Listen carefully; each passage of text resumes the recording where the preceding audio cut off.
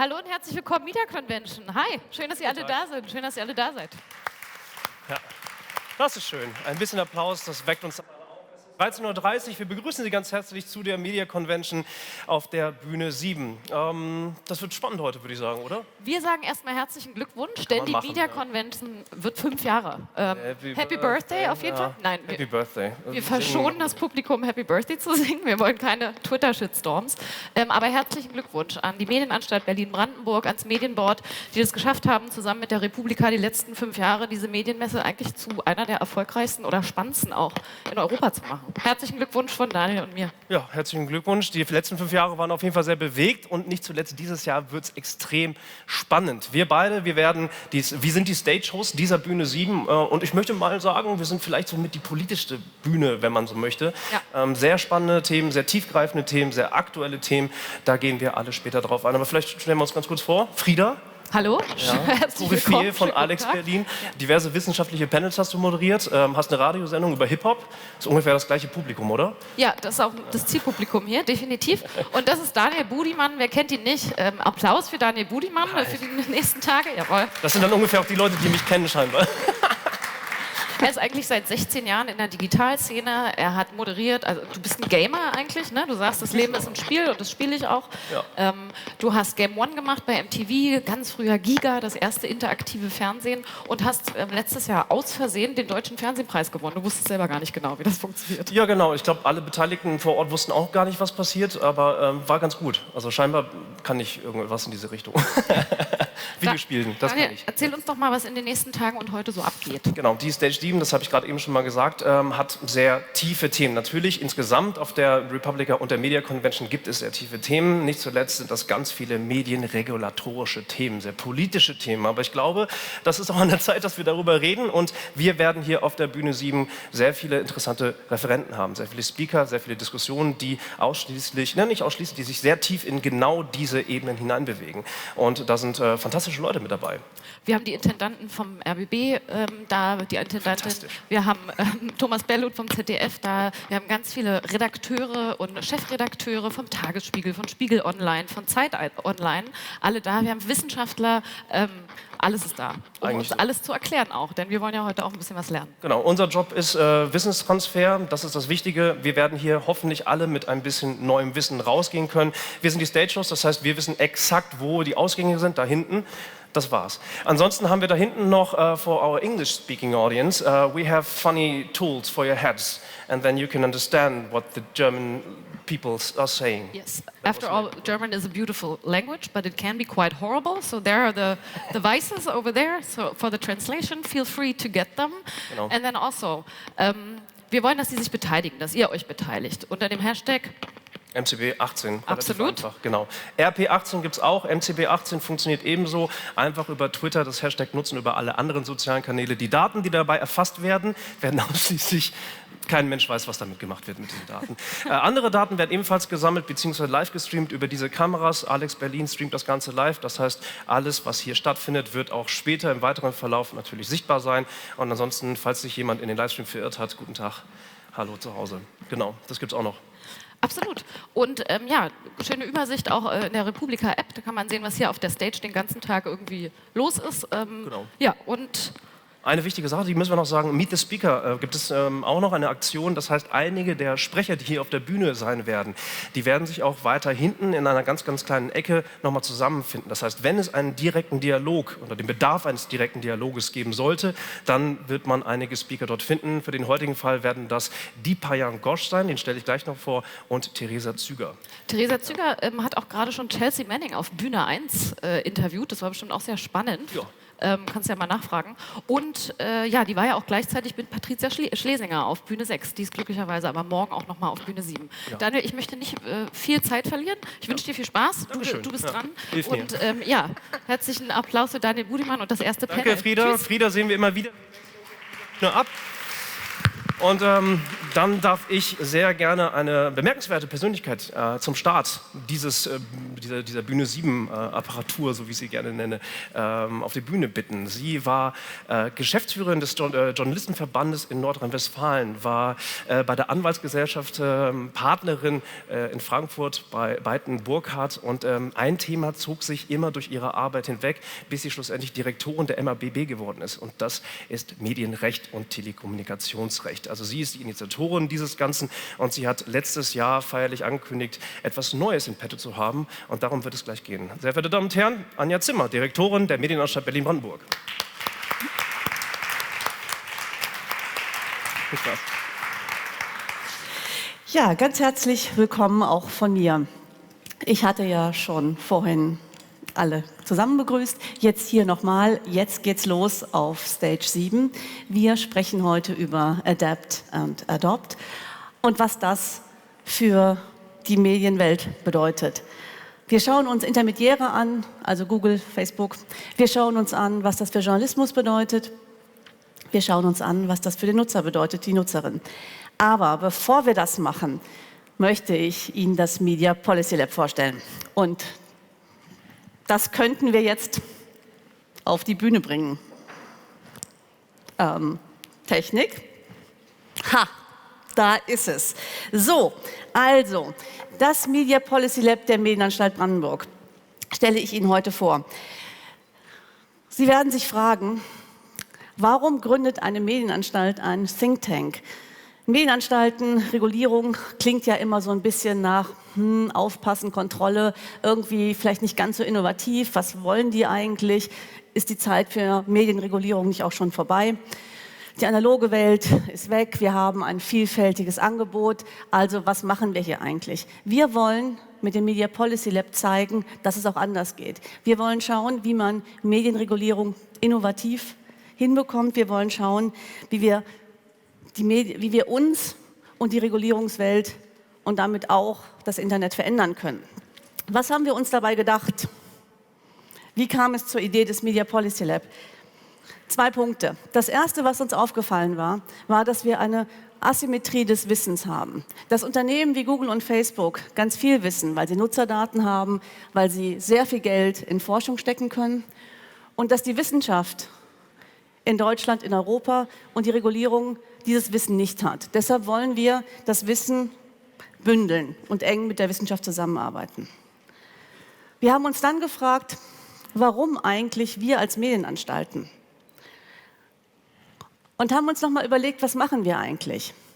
Seit über 20 Jahren beschäftigen wir uns damit, dass unterschiedliche Meinungen über unterschiedliche Übertragungswege zu den Nutzerinnen und Nutzern kommen. Das haben wir gemacht, als man Radio ausschließlich über UKW gehört hat, indem wir Frequenzen vergeben haben. Das machen wir aber auch, wenn wir über Intermediäre sprechen. Intermediäre sind die, die zwischen dem Nutzer und den Inhalten stehen, die auswählen, die uns helfen natürlich, aber die eben, indem sie auswählen, auch beeinflussen, was wir zu sehen bekommen. Und wenn man dann noch mal überlegt, was sind die Kernaufgaben der Medienregulierung? Ich habe sie hier mal an die Wand geworfen. Worum kümmern wir uns? Wir kümmern uns um Vielfaltssicherung, schon seit 20 Jahren. Wir kümmern uns um den Schutz der Menschenwürde, um Jugendschutz, Hate Speech zum Beispiel. Und wir kümmern uns darum, dass Irreführungen, Täuschungen, Verschleiern von Werbung als Programm, dass das nur in Grenzen passiert. Das heißt, die Aufgaben, die wir erfüllen, sind die gleichen, nur die Player haben sich geändert. Das ist eine unserer letzten Befragungen, wo wir mal geschaut haben, wie nutzen Menschen Medien? Und auf die Frage, wie haben sie sich gestern informiert, haben über 32% der Menschen gesagt, wir haben uns informiert über einen Intermediär, über Google oder Facebook. Und zwar nicht Shopping, nicht Unterhaltung, sondern informiert. 32% der Menschen, das ist mehr als die gesamten deutschen Tageszeitungen. Das ist mehr als die informierende Nutzung des gesamten privaten Fernsehens. Das heißt, es ist für uns ein Zeichen, dass wir hinschauen müssen. Und dann sind wir am Ende immer bei den 3 gleichen Fragen. Wenn wir uns fragen, wie sichern wir Medienvielfalt, sind wir immer bei den 3 Fragen. Transparenz, brauchen wir mehr Transparenz? Müssen wir mehr wissen? Diskriminierungsfreiheit, müssen wir Missbräuche verhindern? Braucht es das? Gibt es dafür Ansatzpunkte? Und das Letzte, ich nenne es Interoperabilität. Müssen wir versuchen, Wettbewerb herzustellen? Müssen wir andere in die Position bringen, dass sie selber zum Beispiel Suchmaschinen anbieten können, dass sie selber soziale Netzwerke anbieten können, ohne die Welt neu zu erfinden? Mit diesen Fragen beschäftigt sich unser Think Tank. Und wir gehen das ein bisschen von der Position aus an, dass wir uns fragen, okay, was können wir denn tatsächlich rausfinden? Was können wir als Medienregulierung tatsächlich tun? Wie können wir das feststellen? Wir wollen ja am Ende nicht den Algorithmus von Google oder Facebook uns anschauen und ihn zerlegen, sondern uns interessieren die Auswirkungen. Und wie kann man sich dem nähern? Dazu haben wir ein Projekt gemacht, die Datenspende. Der eine oder andere von Ihnen wird das kennen, das war vor der letzten Bundestagswahl. Wir haben uns gefragt, was passiert denn vor der Bundestagswahl? Wie weit wird das, was wir zu sehen bekommen, eigentlich personalisiert? Die Antwort war, roundabout, je nachdem, 20% ist personalisiert. Der Treffer, die Sie bekommen, wenn Sie nach einer Partei googeln oder wenn Sie nach einem Politiker googeln. Die zweite Erkenntnis, die wir gewonnen haben, war, und das war für uns mindestens genauso wichtig, dass man sowas in Blackbox-Studien rausfinden kann.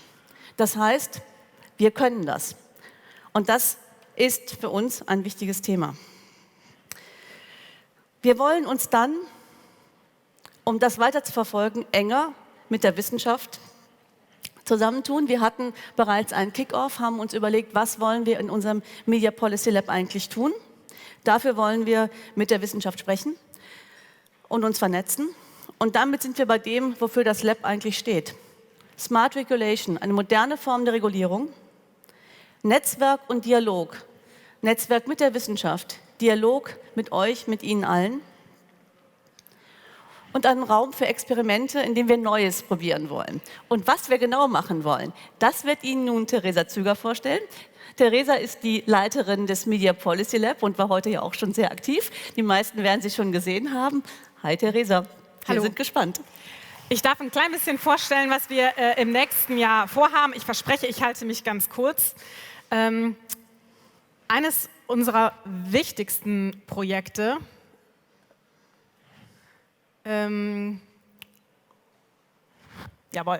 ist die Data Access Initiative. Und das spricht so ein bisschen das an, was Frau Zimmer zuletzt erwähnt hat, nämlich die Vernetzung mit der Wissenschaft. Wir wollen mit Experten gemeinsam darüber nachdenken, wie könnte eigentlich so ein Prozess der Aufsicht sinnvoll aussehen? Welche Daten brauchen wir dann wirklich?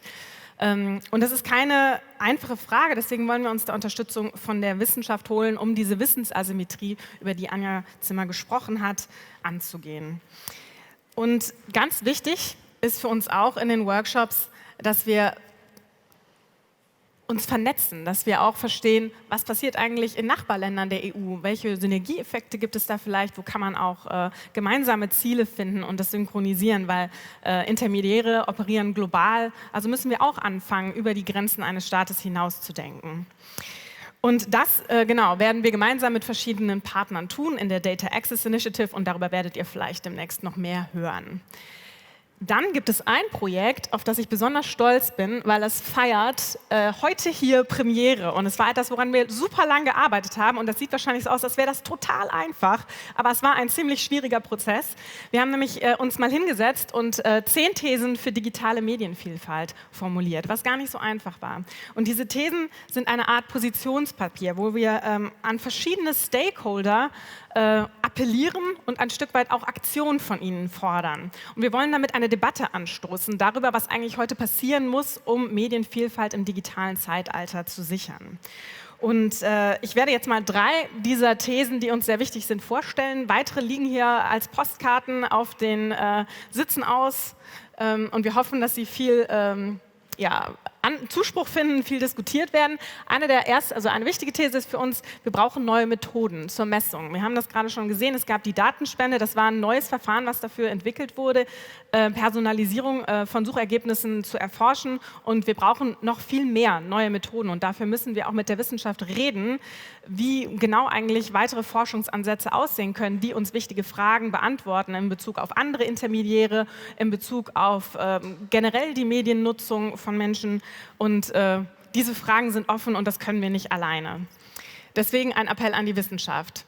Ein weiterer wichtiger Appell, den man oft vergisst bei all den Herausforderungen, die wir heute sehen durch die Technologie. Also wir diskutieren immer viel über die Probleme, aber wir dürfen nicht vergessen, dass Technologie auch Teil der Lösung sein muss. Wir müssen dahin kommen, dass auch Vielfalt ein Teil des Designs wird. Und darüber werden wir auch heute im Nachmittag nochmal diskutieren. Ich freue mich schon sehr darauf. Eine weitere These geht quasi als Memo an uns selbst.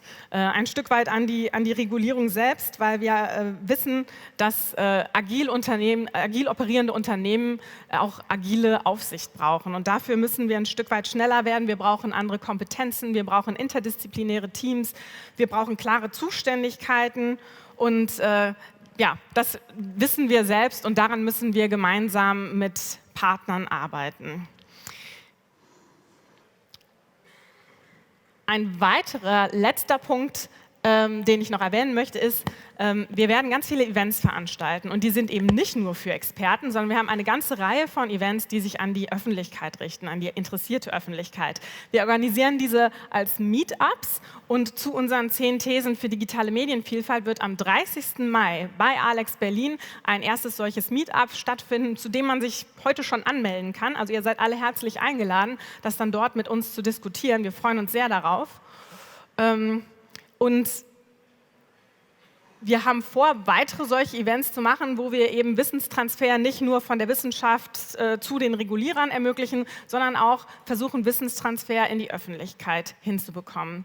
Und ein zweites Thema, was uns sehr am Herzen liegt, ist die Frage, wie können wir Journalismus durch Technologie weiter stärken? Wie können wir das Vertrauen, was wir hier haben in den Journalismus, weiter stärken und Journalismus durch Tools auch ein Stück weit neu erfinden und neu denken?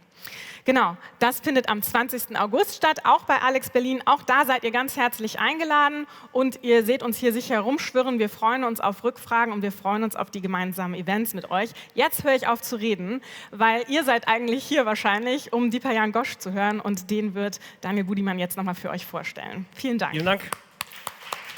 Eine kleine Frage habe ich an euch, nur eine kurze tatsächlich. Genau. Eine kleine Frage. War das sehr schwer, das Media Policy Lab insgesamt aufzubauen? Weil wir sind im Jahr 2018 und viele, und das ist eine Kernfrage, warum erst jetzt tatsächlich? Ist das so schwer gewesen? Ja. Gut, Dankeschön. Es war wirklich eine schwere Geburt, weil es ist natürlich für uns als Medienanstalten was haben wir bisher noch nicht gemacht? Wir haben uns überlegt, wie finden wir einen anderen Ansatz, wie kann dieser Ansatz funktionieren? Es gibt ja schon so wahnsinnig viel Menschen, die sich an unterschiedlichen Ebenen mit unterschiedlichen Themen beschäftigen. Und wir haben ziemlich lange hin und her überlegt, um uns zu überlegen, wie kriegen wir das eigentlich jetzt hin, dass wir einen Mehrwert schaffen, und wie kriegen wir diesen Gedanken der Vernetzung. Also unsere Idee war, es gibt wahnsinnig viel, glaube ich, in der Wissenschaft zum Beispiel, die zu Themen forschen, von dem auch international vor allem, von dem wir gar nicht so viel wissen in Deutschland. Wie kriegen wir die Vernetzung hin? Und da haben wir ziemlich lange dran gearbeitet, und ich glaube, wir haben das geschafft. Okay, wir dürfen gespannt sein vom Media Policy Lab. Viel Erfolg auf jeden Fall. Dankeschön. Dankeschön auch nochmal an euch. Also du wirst um 18 Uhr bei Meet the Speaker sein, unter anderem mit dem Dipayan Ghosh. Genau, falls noch mal direkt konkrete Fragen zu dem Media Policy Lab, den 10 Thesen dabei sind, warum sind es nicht mehr und so weiter und so fort. Ja. Alle rein, alle drauf. Frau Zimmer, herzlichen Dank. So, und dann begleite ich Sie jetzt zur Bühne runter, und dann starten wir weiter mit der Aktion von Bühne 7. Einen Applaus bitte nochmal für Anja Zimmer und Theresa Züger.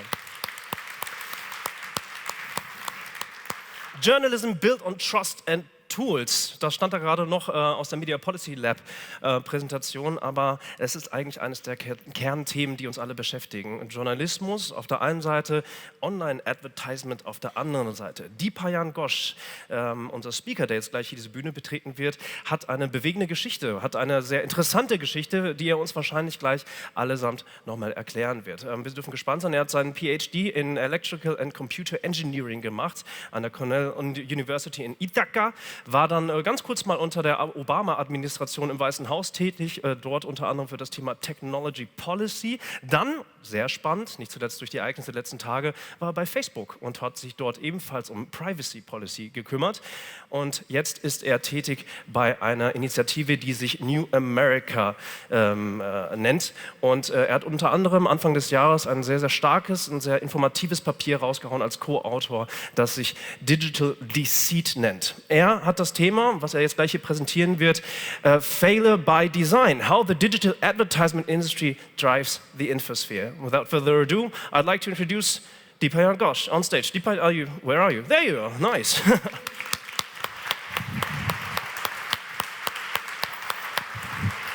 Cheers, mate. There you go. The stage is yours. Thank you. Thank you. Thank you, Daniel. I am so honored to be here. Sorry, my microphone is just acting up a little bit. All right, perfect. Sorry about that. It is so wonderful to be here. Thank you so much for having me.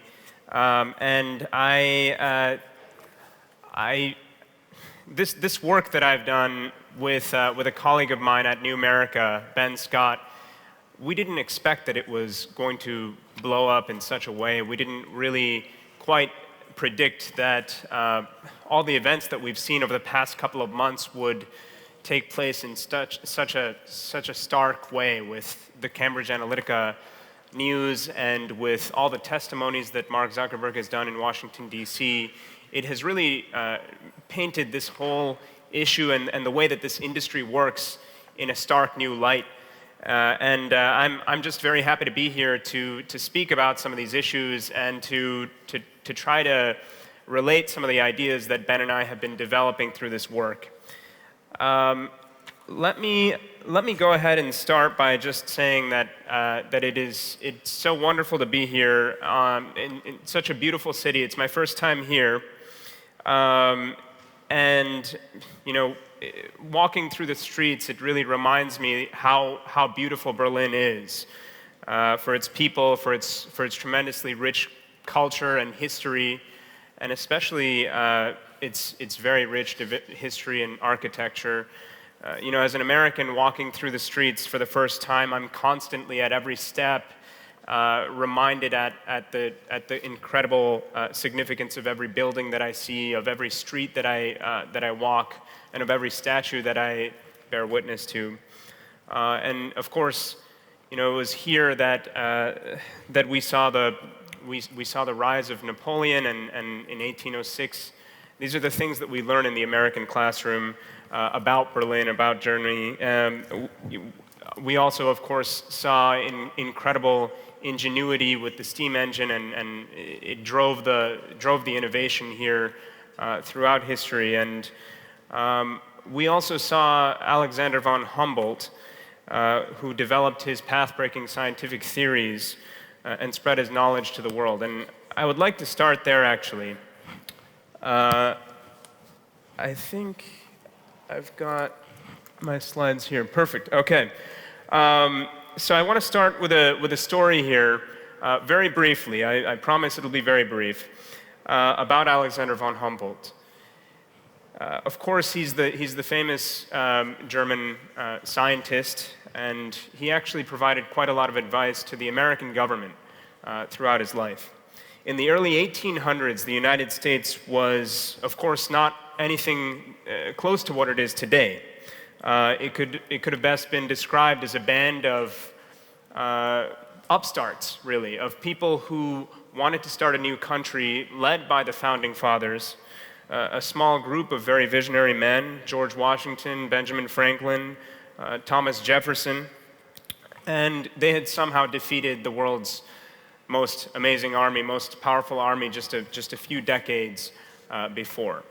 But Washington, D.C. was really starting to get more serious around this time, and the third United States president, Thomas Jefferson, had just secured the Louisiana Purchase from France, 70 million francs. And actually, this is a point that Americans love to brag about, the amazing price at which he got it. And it actually doubled the size of the United States at the time. It was that whole green area in the middle. And it was a tremendous acquisition for the country, and it has meant billions of dollars for the country throughout the history. And it, of course, has changed the path of the country in a huge way. But Jefferson had a problem. He really needed intel to guide his purchase, to guide the negotiations with the British and the Spanish, who were all over this area. North of it, south of it, they were threatening it at every border. And Alexander von Humboldt actually was the guy who advised Thomas Jefferson as to how he should go about these negotiations. He had just been to Cuba and to New Spain, and on a whim he decided to visit nobody else but the US president in Washington, D.C. And the way he got to Jefferson was interesting enough. Jefferson was a scientist, and he said, hey, I saw mammoth teeth, the teeth of the ancient animal, the mammoth. That really got Jefferson going. But he also included some commercial information there, some private information about the nature of New Spain, about the negotiations that were happening, and where the border might lie, and intelligence about the plans that New Spain had. And at the time, the United States really didn't even know where to draw its southern border. Alexander von Humboldt's intelligence was literally worth billions of dollars to the United States. And it's that is just so powerful. It's just a reminder that information really is power. It's the very foundation of who we are, and it absolutely governs the face of modern global democracy in the United States, in Germany, and throughout the Western world. When our information is poisoned by nefarious actors, it's actually our democracy and our beloved institutions, and we, the people, who suffer. As we all know with too much knowledge by now, disinformation is really happening all the time, every day, at every point of the day, in all spheres of life, political and cultural issues. We are being attacked continuously through the information spheres of the day. And what I really wish to discuss today is how this is happening, why it's happening, and what is happening, and what we can really do about it in the way forward to make sure that the types of things that we've seen in the United States and in many other parts of the world can be limited and minimized in the way forward, so that democracy can continue to function safely and securely in the way forward. Of course, just 7 weeks ago, we learned through the whistleblowing of Christopher Wiley that Cambridge Analytica illegitimately gained access to 50 million people's Facebook data. And actually, that number has grown to 87 million, as further reports have shown. But it took quite a lot of encouragement to get that number out into the open. But of course, the 50 million and the now 87 million were tremendously valuable data, and I hope to try to convey a little bit about why that is the case and how it can really ruin our democracy in really stark ways through this talk. In the immediate aftermath of this, we saw numerous headlines, among them that it was really 87 million, of course, that were breached. And in fact, that most of them happened to be American voters. We learned that there was a sequence of events that happened with a Cambridge University professor and business person named Alexander Kogan, who happened to gain access to the Facebook data through an app and through his API, which through Facebook's API, which allowed him to gain access to the 270,000 people's data, and therefore 87 million people's data. And we also learned that Cambridge Analytica struck a deal, perhaps, with Alexander Kogan to try to get that data, and that Kogan may or may not have been paid by the company.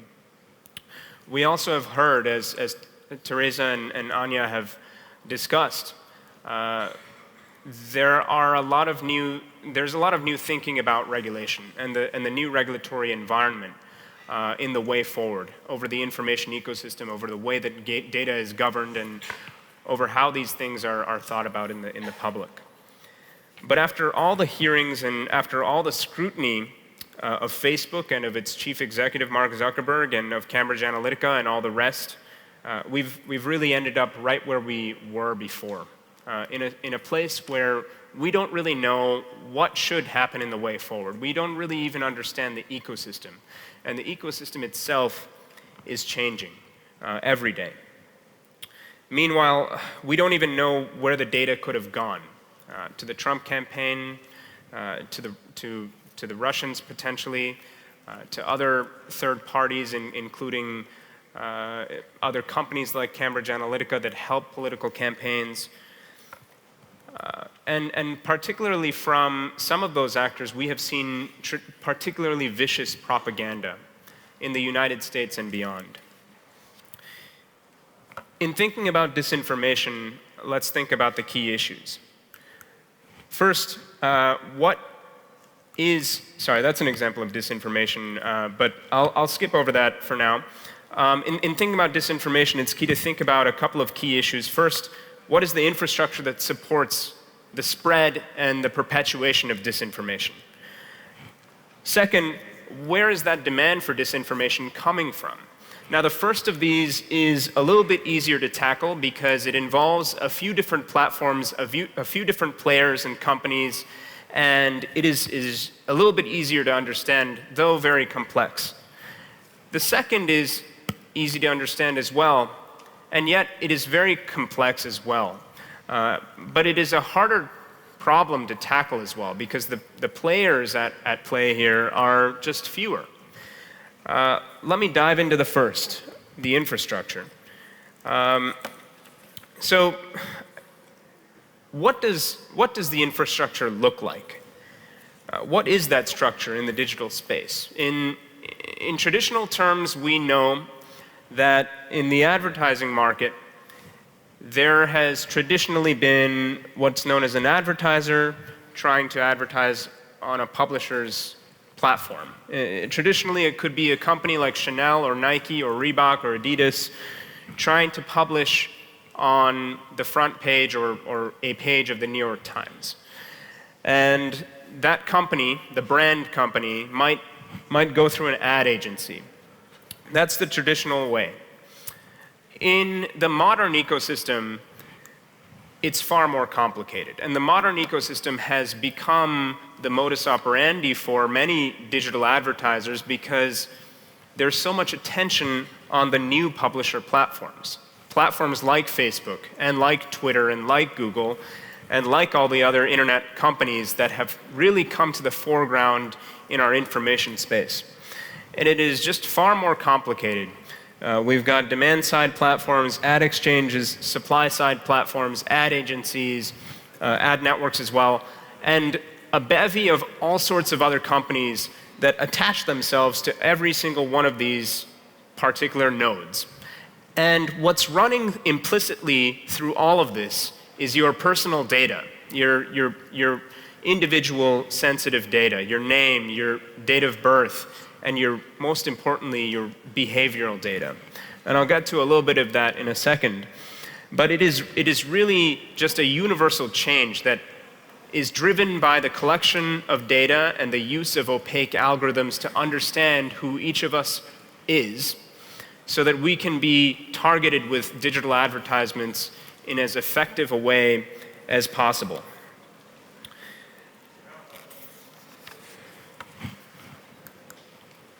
I want to jump back for a second because I think it's important to try to tell the story from the beginning. To show you how powerful these advertising tools and technologies are, let's go back to 2011 and let's look at the specific example of Facebook. The Arab Spring had just happened, and companies like Facebook and Twitter had had tremendous impact in much of the Middle East. Just think about it. The ability for people, millions and millions and millions of people from Egypt and other parts of the Middle East to, for the first time, come together on a platform without the scrutiny of the government and really mobilize a new kind of message and bring it through the halls of government and liberate themselves, liberate their ideas for the first time in their lives. That is powerful. And these companies were riding on a high.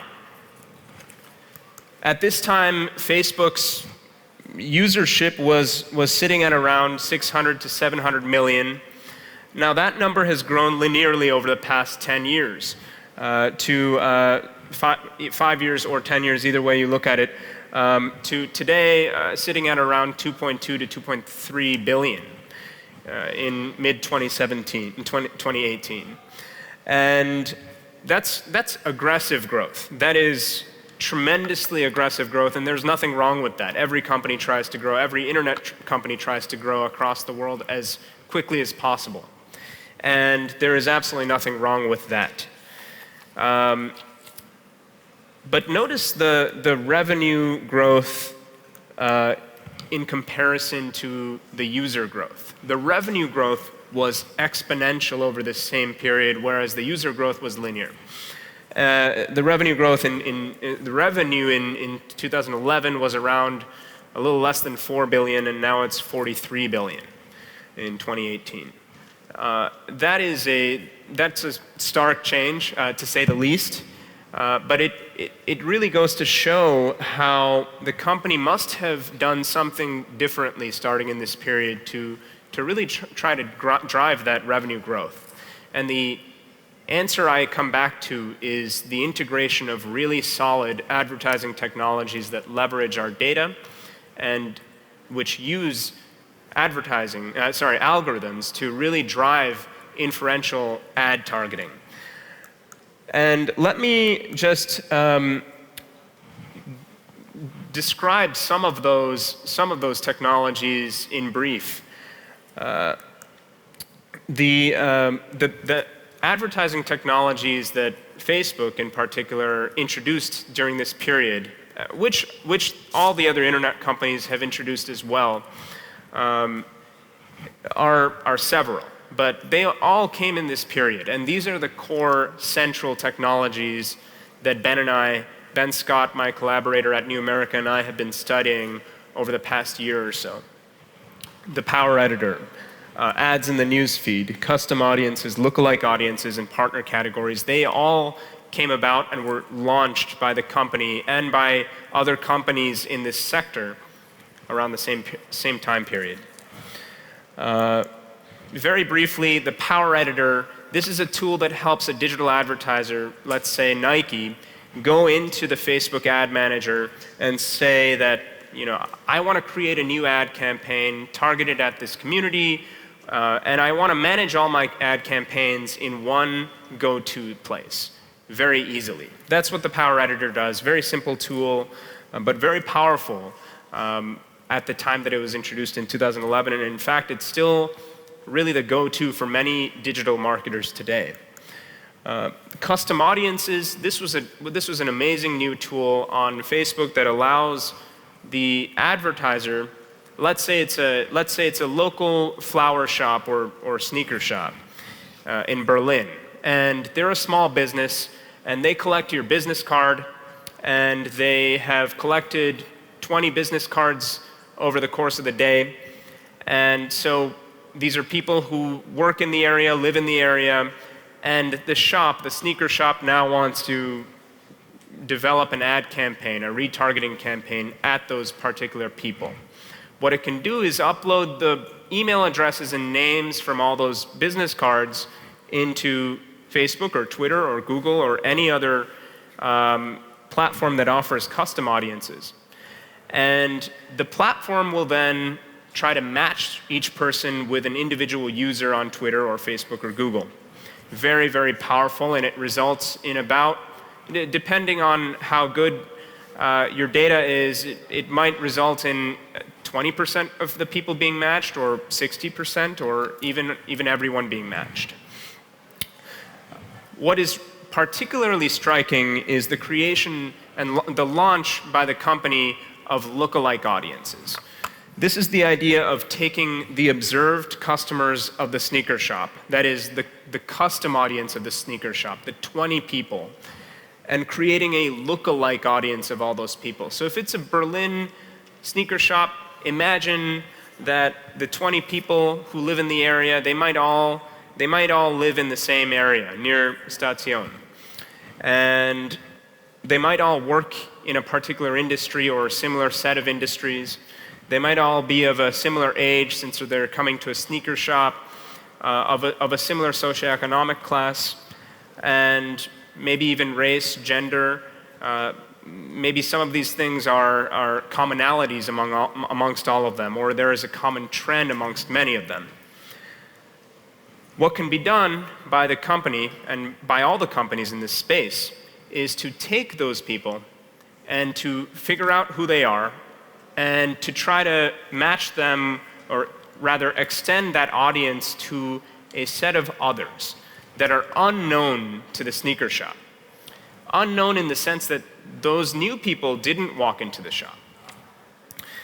This is an extraordinarily powerful tool if you extend it to the political space, where if you are advertising to a custom audience based on people who have expressed an interest in your political party, and are matching them and advertising at them through a custom audience, but then create a lookalike audience, you are now sending your political message to other people you have presumed are similar to the people who are already affiliated with your party.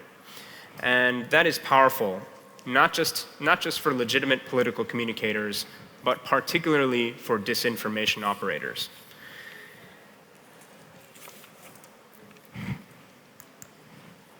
Partner categories. This is another tool that I wanted to discuss briefly.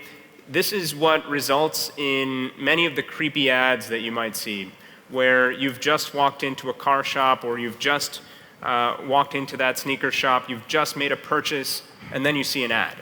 And how does that happen? That happens through the sharing, the collection by third parties, companies off of Facebook and off of Twitter and off of Google, of that data, and that data getting pushed into the internet platform's intelligence sphere and used for ad targeting. That is exactly how it happens. This is what this tool is, and this is how much of the industry runs. It is how many of these companies make the billions and billions of dollars that they make. And it's not just this, it's a combination of all these tools and the collection of our data to power these tools so that they can create this intelligence about us. I will jump to, well, the last tool I wanted to mention is the ads in the news feed. This was introduced actually pretty recently, just 6 or 7 years ago, but it is, of course, it's something that we are so familiar with today, ads in the news feed. And this is the idea of seeing an ad. It's almost similar to native advertising. In the course of working through your news feed. So you're seeing all the updates from your friends, and then all of a sudden you see the ad from Chanel, or you see the ad from a political party that is trying to reach you with its political messaging. And it's very different from display advertising on the right-hand panel and other forms of advertising where we have had designated places for ads. It is a different thing when it's coming up in the news feed. What I want to point out here is that it is the commercial interest of the internet platform to engage you in that news feed, just as it is in the commercial interest of a political communicator or a disinformation operator to engage you in that news feed for as long as possible.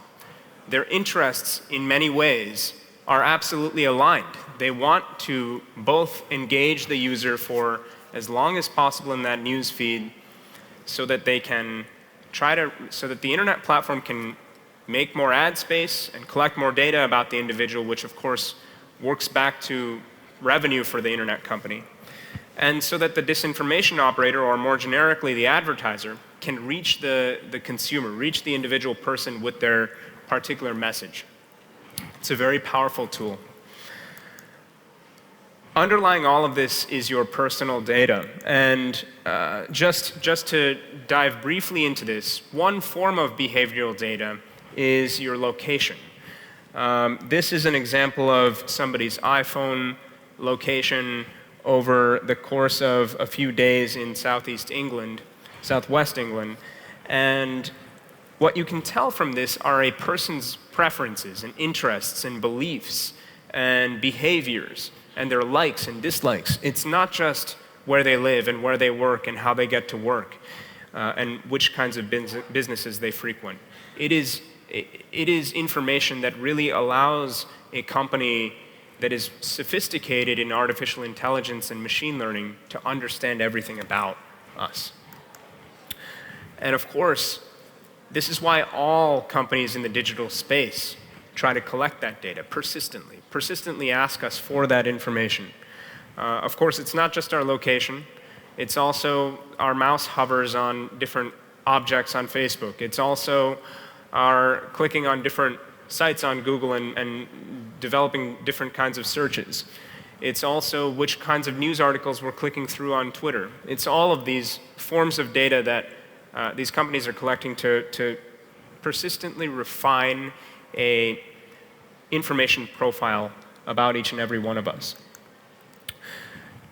I do want to point out that the Cambridge data was particularly sensitive because it very likely included Facebook user IDs.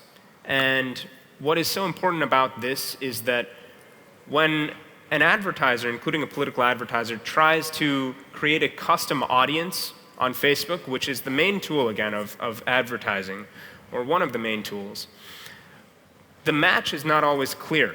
The match might result, if it's the florist or the sneaker shop collecting 20 business cards, 10 of them might result in a match. But for Cambridge, if they used it for creation of custom audiences, all 87 million of those people would have very likely been matched on Facebook, meaning there was no noise in the creation of the custom audience. And that really allows the possessor of that data to create an information profile about every single nook and cranny of America. In this case, America was the vast majority of the data was from American users. As we move forward, artificial intelligence is going to be integrated into all of these technologies in a far more robust manner. And of course, we all already see AI being used throughout society, even in our news feed and even in our targeted advertising. But moving forward, it is going to be absolutely integrated into the news feed and into digital advertising and into content curation in a really stark and important way, in a way that is really going to drive revenues for the industry. What I want to point out here is that the companies are not exactly addressing the core issue here yet. The core issue being that if their interests are aligned with those of disinformation operators, how can we dissect the two? How can we figure out who are the disinformation operators and make sure that they cannot move their messaging across the platform?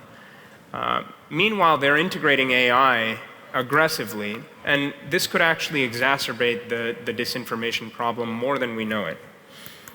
I will just briefly mention that AI is going to be used in a number of ways moving forward to create content automatically, to develop contingency-based ad targeting where for an ad campaign you might have many variables. You might have variables depending on the audience you have, the gender and the race and the geographic location and so on and so forth, as well as the content of the ad and the timing of the ad. What advertisers are going to be able to do moving forward is test each and every one of those contingencies and see what works. When you put the disinformation lens on that, it becomes very worrying. How do we fix this? Well, Ben and I think that there's a slate of policy solutions in the way forward, including better data rights, ad transparency in election advertising, public interest audits for artificial intelligence and other advanced algorithms, and a few other solutions. But I hope that we can discuss some of those. I will just mention there's a broader issue here as well. The second issue that I'd mentioned, it's the infrastructure and the demand for disinformation. Disinformation is everywhere, and there's a lot of demand for it because as people, we are polarized in many ways. Our societies are polarized, especially in the United States and in much of the Western world. What Ben and I both believe is that we need to create a new digital social contract with Silicon Valley, with the government, with everybody.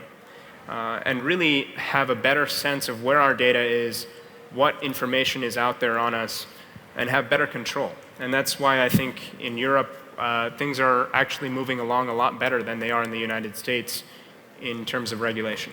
But thank you so much for having me, and it's really an honor to be here. Thank you. Oh man, Dipayan, come up forth please for a second. That is such a complex and huge topic that you're working on.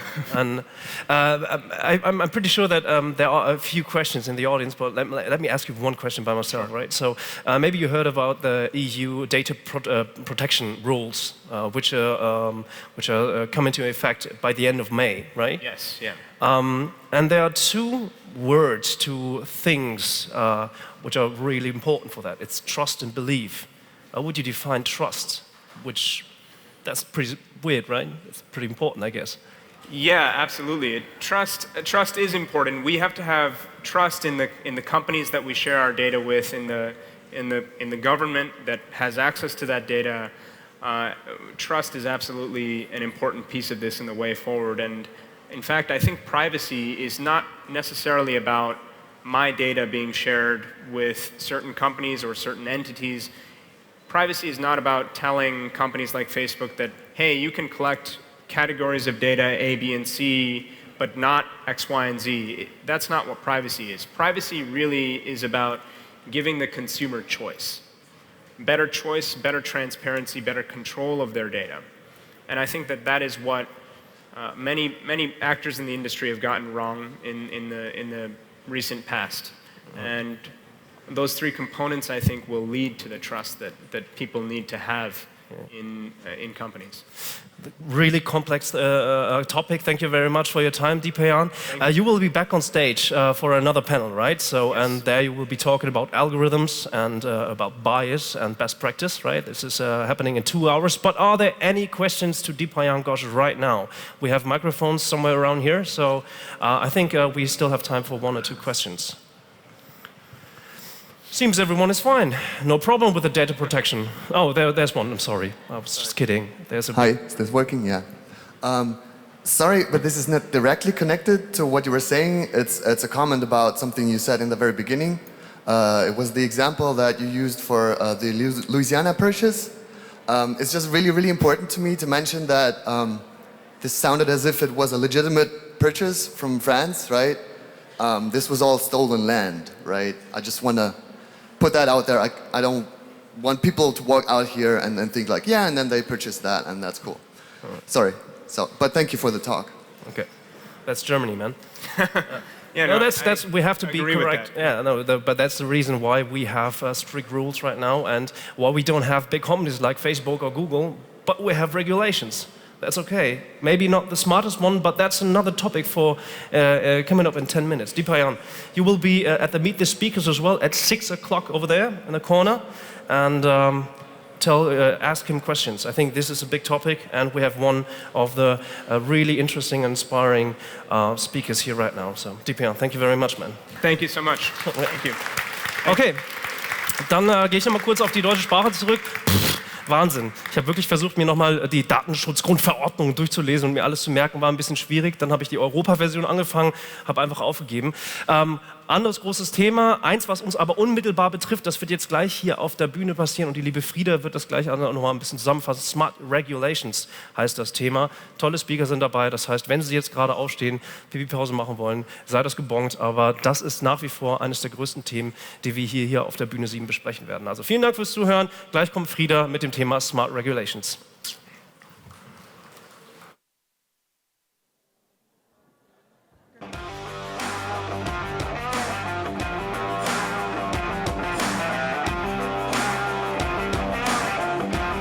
Ich muss nämlich nicht mit dabei sein. Ich rufe sie gleich rein, ne?